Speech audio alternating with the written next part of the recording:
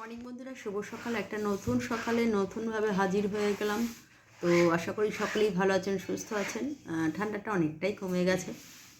আর যেটা হচ্ছে সকালবেলা যেটা করে ফেলেছি, ছেলেকে যেটা দিচ্ছি সেটা হচ্ছে এখানে কড়াইশুঁটির কচুরি আর হচ্ছে বাঁধাকপি সকালে একটু করে।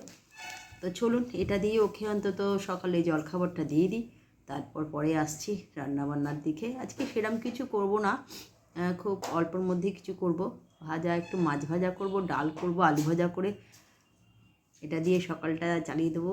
তো চলুন, শুভ সকালের শুভেচ্ছা আর ভালো। চলে এলাম বন্ধুরা দুপুরের লাঞ্চ নিয়ে। আজকে ওয়েদারটা খুব সুন্দর আছে, রোদ উঠেছে, জামা কাপড় প্রচুর কেচেছিলাম, সেগুলো শুকুর দেওয়া হয়ে গেছে, তোলাও হয়ে গেছে। দুপুরে এলাম, গরম গরম ভাত হয়েছে, এখানে মাছ ভাজা আর পটল ভাজা করেছি, আর পটল দিয়ে আলু দিয়ে ঝোল করেছি।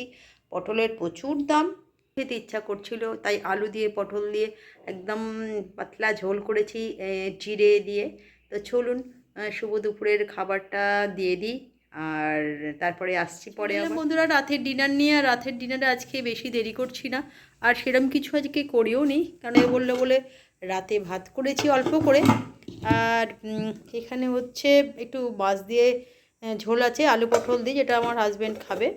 আর এখানে চিকেন আছে, আলু দিয়ে চিকেন দিয়ে একটু পাতলা ঝোল আছে, যেটা রাতে হয়ে যাবে। তো চলুন, শুভরাত্রির অনেক শুভেচ্ছা ভালোবাসা রইল। পড়াতে পড়াতেই সারাদিনটা কোথা দিয়ে চলে যায় না, বুঝতে হতে পারি না। তারপর ওরা এসে গেল, ওদের জন্য টুকটাক টুকটাক করে দিলাম। আর এই পর্যন্ত, কালকে নতুন একটা ব্লগ নিয়ে হাজির হয়ে যাবো। আজকে ওদের করতে টাটা।